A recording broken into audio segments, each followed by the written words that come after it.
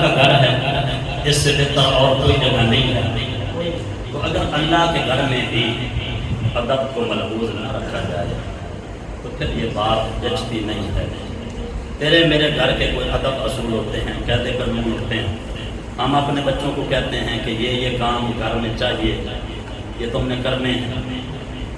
تو اپنے گھر کے لیے اصول بھی بنائے، ادب بھی بنایا، قاعدے بھی بنائے، اور رب کے گھر میں بندہ ادب کو ملحوظ خاطر نہ رکھے تو بات نہیں جچتی۔ حضور کا سارا دین ادب ہے۔ اور اس سے پہلے کہ میں اپنی تقریر کا آغاز کروں، میں آپ کو قرآن پاک کا ایک واقعہ سنانا چاہتا ہوں کہ جس میں انسان تو انسان ہے، اگر کوئی اور مخلوق بھی ادب کرتی ہے تو میرا رب اس کو بھی جزا دیتا ہے۔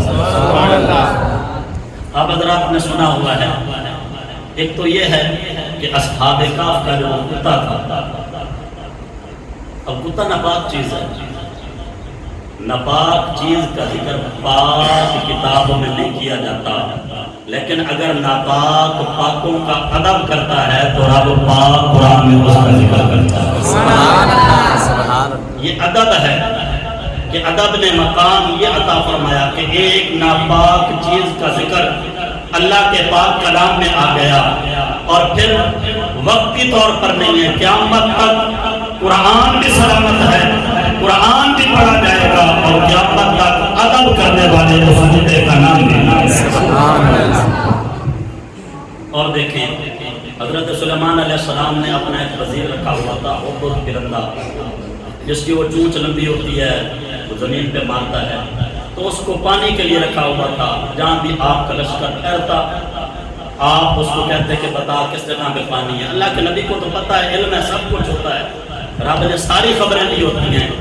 نبی کہتے ہی اس عظیم ہستی کو ہیں کہ جس کو اللہ نے غیب کی خبریں عطا فرمائی۔ سبحان اللہ۔ لیکن کیونکہ بادشاہت تھی، اللہ تعالیٰ نے بڑی بادشاہت عطا فرمائی، تو رکھا ہوا تھا وہ پرندہ، جس جگہ پہ پانی ہوتا وہ چونچ مارتا، اور آپ جنوں کو حکم دیتے کہ یہاں سے جو ہے وہ کنواں کھودا جائے، پانی نکالا جائے۔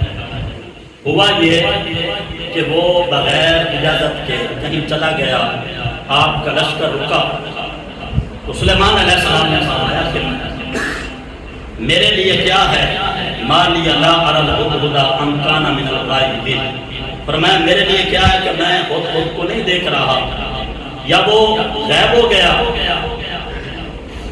کچھ دیر بعد وہ ہدہد آیا، واقعہ بہت لمبا ہے، وہ ملکہ بلقیس کے علاقے میں چلا گیا، تو آپ نے سنا ہوا، لیکن میں ادب پہ بات کر رہا ہوں۔ سلیمان علیہ السلام نے فرمایا کہ اب جب وہ میری بارگاہ میں آئے گا، یا تو مجھے اپنی غیر حاضری کی کوئی معقول وجہ بتائے، یا پھر میں اس کے پر اکھاڑ کر اس کو پھینک دوں گا، یعنی سزا دوں گا۔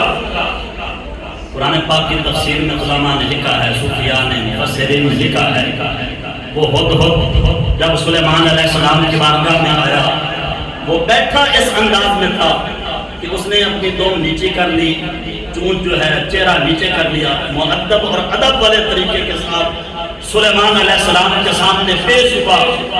اللہ کے پیغمبر جناب سلیمان علیہ السلام کو اس پرندے کا ادب کے ساتھ بیٹھنا اتنا پسند آیا، آپ نے بغیر کسی بات کے اس کو معاف فرمایا۔ یہ بھی ادب نہیں ہے، سبحان اللہ۔ اتنی زور سے کس نے تقاضا کیا؟ سکون کے ساتھ اگر سبحان اللہ زبان سے نکلتی ہے نکال لیں، لیکن نہیں کہ اتنا بدل زور سے نام لینا۔ یہ بھی مسجد کا ادب ہے، آداب کے ساتھ، ادب کے ساتھ، محبت کے ساتھ بیٹھے، اور ماشاءاللہ جس نے سبحان اللہ کی اس کو چہرہ ہی نظر نہیں آ رہا، آپ سامنے آئے نا۔ نعرہ تکبیر، نعرہ رسالت، نعرہ رسالت۔ جتنے پیچھے بیٹھے ہیں چھوٹے سے بڑے سامنے آ جائیں ماشاءاللہ۔ تو ایک نظر چاہے ہو ایک سامنے آ جاؤ۔ اگر کہاں سے نا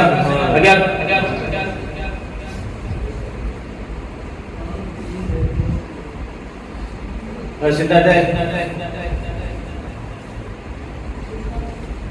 تھوڑے دیوار آسر چھوڑ دیتا کیا ابھی ٹائم اتنا کوئی نہیں ہویا، گفتگو ہو رہی آداب دے تو ساڑھا آداب ہے جب پڑھ لیا کلمہ سونے دا بدماغ منافقہ کہنے کی جب کلمہ جو سونے دا پڑھ لیا بس بے ادبی دا تعلق تو ہونا بھی نہیں چاہیے نا. اصل چھوڑو میرا اصل ہے نکال دیا گیا اس نے آنے گیا میں تو ایک ایک نام تھا لیکن میں چاہتا نہیں کہ نام تو بلاواں محبت کا کون جو سبحان اللہ کسی قسم کے گفتگو تھوڑی آواز نہیں کہ تسی بولنا ہے اسی میک بند کے تھوڑا سن لینے ہیں. علماء تسی بلائیں کس پر بلائیں اور اگے آ جاؤ نعرہ تکبیر نعرہ رسالت شہزادی چکوا تو اکیلا ہی چاہے کچھ نجت ہو جا سکتا ایک سائڈ کیمرہ جی کی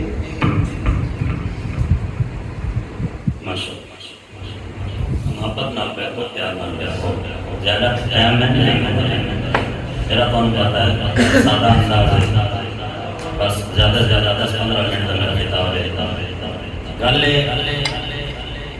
ماشاء اللہ 20 سال کا 30 سال کا 40 سال کا اسی اللہ تعالیٰ کا شکر ادا کریے کہ رب